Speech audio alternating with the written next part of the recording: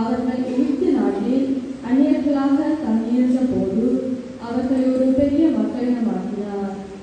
பின்பு அவர் தம்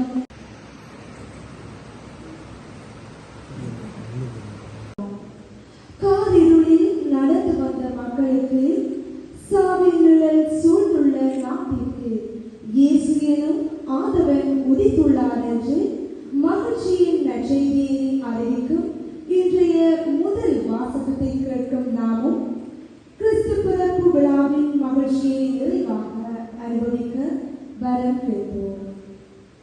சீயோனின் வெற்றி வைகறை ஒளியெனவும் அதன் மீட்பு சுடர் விளக்கெனவும் வெளிப்படுத்தும் வரை அதனை முன்னிட்டு மௌனமாகிறேன். எருசலேம்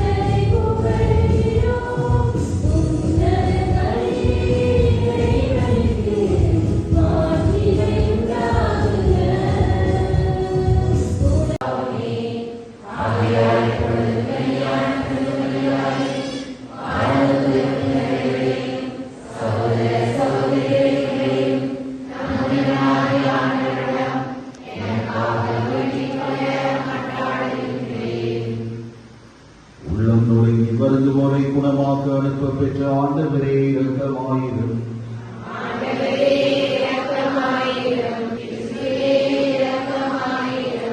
எங்களுக்காக தந்தையின் வலப்பக்கம் வீட்டில் ஆண்டவரே இரக்கமாயிரும். எல்லாம் வல்ல இறைவனாம் இரக்கம் வை, நம் பாவங்களை மன்னி நம்மை நிலை வாழ்வுக்கு அழைத்து செல்வாராக.